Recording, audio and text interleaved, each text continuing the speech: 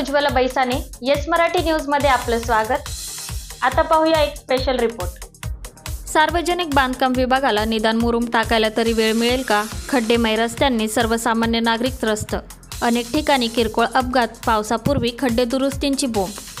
सार्वजनिक बांधकाम विभागाला भोकरदन शहर व तालुका हद्दीत पावसामुळे नादुरुस्त झालेल्या रस्त्यांवर साधा मुरुमही टाकण्यास वेळ मिळत नसल्याने सर्वसामान्य नागरिकांनी संताप व्यक्त केला आहे। शहरातील कॉलनीत विविध गावाला जोडणारे रस्ते बऱ्याच ठिकाणी खड्डे पडले असून अत्यंत खराब झाले असून त्यामुळे प्रवाशांसह वाहन चालकांना त्याचा त्रास होत आहे।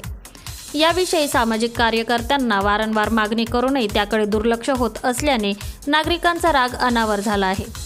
निदान या रस्त्यावर व रस्त्यावरील खड्ड्यांमध्ये मुरुम तरी टाकला का, असा प्रश्न विचारला जात आहे। उदाहरण द्यायचे झाल्यास अनवा पाटील जवळ अनवा रस्त्याकडे टर्न मारणाऱ्या रस्त्यावर पूर्ण रस्त्यावर भला मोठा खड्डा असून त्यातच पावसाचे पाणी साचत असल्याने मोठ्या प्रमाणावर अपघात वाढले। प्रवाशांना जीव मुठीत धरून प्रवास करावा लागत असून कालच एक वृद्ध महिला भोकरदनकडून अनवाकडे मोटरसायकलवर पाठीमागे बसून जाताना या खड्ड्यात मोटरसायकल जाताच मोटरसायकलवाल्याचा तोल सुटला। यामध्ये वृद्ध महिला पडल्याने गंभीर जखमी झाली आहे। तिला भोकरदन येथून सिल्लोडला हलवण्यात आलेले आहे। येस मराठीसाठी तालुका प्रतिनिधी अमोल शिंदे, भोकर। अशा प्रकारच्या ताज्या घडामोडींसाठी येस मराठी न्यूज यूट्यूब चॅनलला लाईक करा, शेअर करा आणि सबस्क्राईब करा आणि बघत रहा येस मराठी न्यूज।